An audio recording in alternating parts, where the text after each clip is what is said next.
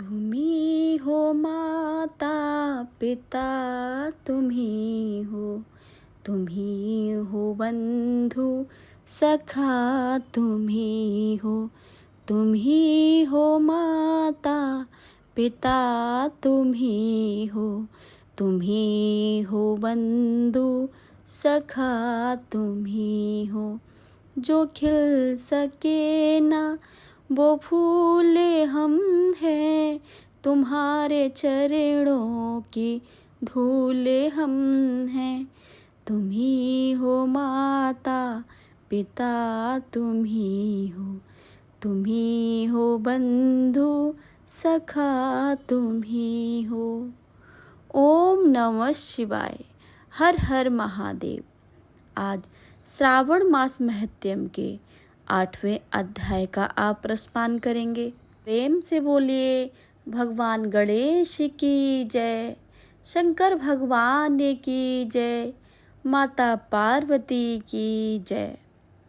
ईश्वर बोले, हे सनत कुमार, अब मैं समस्त पापों को नाश करने वाले बुद्ध गुरु व्रत का वर्णन करूंगा, जिसे श्रद्धा पूर्वक करके मनुष्य परम सिद्धि को प्राप्त करता है।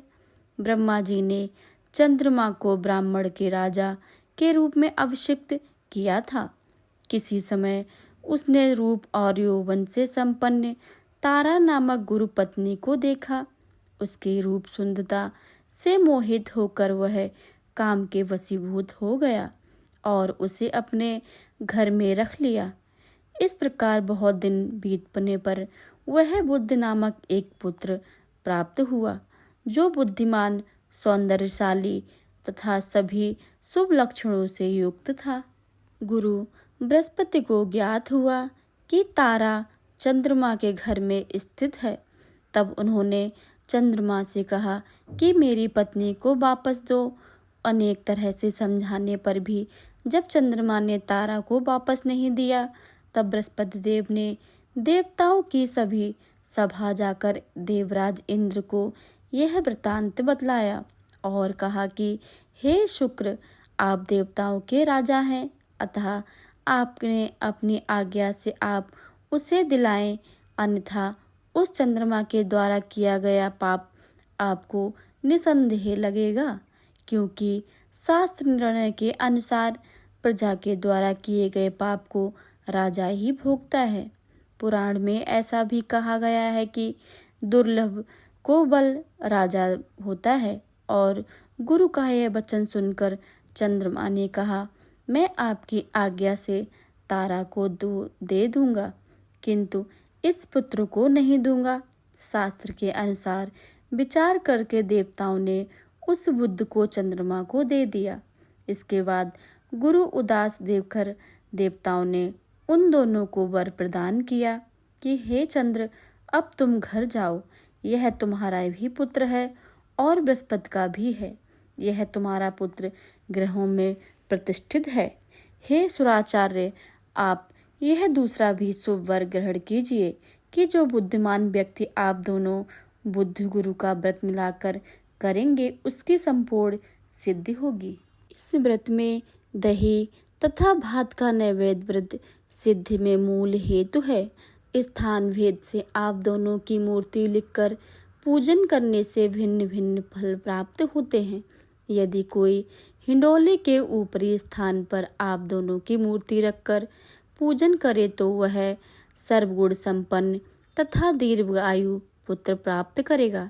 यदि मनुष्य कोषागार में मूर्ति को लिखकर पूजन करता है तो उसके कोष बढ़ते हैं और वे कभी क्षय नहीं होते हैं।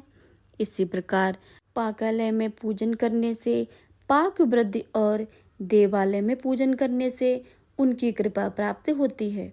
शय्यागार में लिखकर पूजन करने से स्त्री का वियोग कभी नहीं होता है। धान्यागार से लिखकर पूजन करने से धान्य की वृद्धि होती है। इस प्रकार मनुष्य उन फलों को प्राप्त करता है। इस प्रकार 7 वर्ष तक करने के बाद उद्यापन करना चाहिए। उद्यापन से पहले दिन अधिवासन करके रात्र में जागरण करना चाहिए। स्वर्ण की प्रतिमा बनाकर विधि पूर्वक 16 उपचारों से पूजन करने के पश्चात तिल, घृत, चारों ओर उपमार्ग तथा अस्वस्थ से युक्त समिधाओं से होम करना चाहिए। अंत में पूर्ण आहुति देनी चाहिए। इसके बाद मामा व भांजे को प्रयत्न पूर्वक भोजन कराना चाहिए।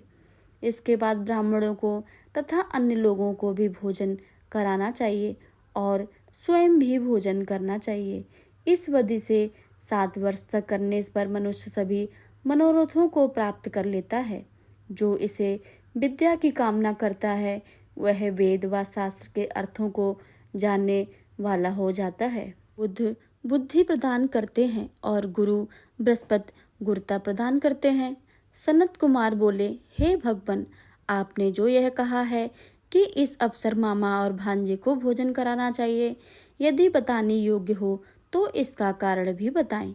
ईश्वर बोले, हे सनत कुमार, पूर्व काल में अत्यंत दीन तथा दरिद्र कोई दो ब्राह्मण थे। वे दोनों मामा भांजे थे। उदार पूर्व हेतु परिश्रम पूर्वक श्रमक भ्रमण करते हुए वे दोनों किसी नगर में अन्न मांगने के लिए गए। उन्होंने घर घर में श्रावण मास में प्रत्येक बार को उस बार का व्रत होते हुए देखा, किंतु कभी भी बुद्ध गुरु और गुरु का व्रत नहीं देखा।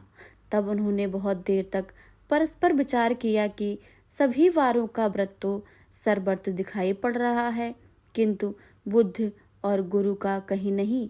अतः चूंकि यह व्रत अनुचित है, इसलिए हम दोनों को चाहिए कि इस शुभ का आयोजन और व्रत का अनुष्ठान आदर पूर्वक करें। किंतु हे सनत कुमार, इसकी विधि न जानने के कारण वे दोनों संशय में पड़ गए। तब रात्रि में उन्हें स्वप्न में इस व्रत की विधि दृष्टिगोचर हुई। इसके बाद उन्होंने उसकी विधि के अनुसार व्रत को किया, जिससे उन्हें अपार संपदा की प्राप्ति हुई। प्रतिदिन उनकी संपदा बढ़ने लगी और सभी लोगों को ज्ञात भी हो गया। इस प्रकार 7 वर्ष तक करके वे पुत्र व पौत्र आदि से संपन्न हो गए। इसके बाद उनके ऊपर प्रसन्न होकर बुद्ध व गुरु प्रकट हुए और उन्होंने उन दोनों को यह वर दिया कि आप दोनों ने हम दोनों के निमित्त इस व्रत को प्रवृत्त किया है, अतः आज से कोई भी इस शुभ व्रत को करे। उस व्रत को समाप्ति पर मामा और भांजे को प्रयत्न पूर्वक भोजन कराना चाहिए। इस व्रत के प्रभाव से उसे सभी मनोकामनाओं की परम सिद्धि हो जाती है और अंत में चंद्रदेव और सूर्य पर्यंत उसका हमारे लोक में वास होता है। इस प्रकार श्री स्कंद महापुराण के अंतर्गत ईश्वर सनत कुमार संवाद में श्रावण मास महत्व में बुद्ध गुरु व्रत कथन नामक 8वां अध्याय संपूर्ण हुआ। प्रेम से बोलिए शंकर भगवान की जय। अगर कथा पसंद आई हो तो वीडियो को लाइक करें, शेयर करें और कमेंट बॉक्स में हर हर महादेव लिखना बिल्कुल भी मत भूलें।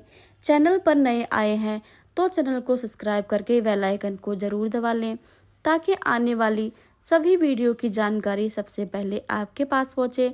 मिलते हैं अगली वीडियो में, तब तक के लिए जय श्री राधे कृष्णा। ओम नमः शिवाय।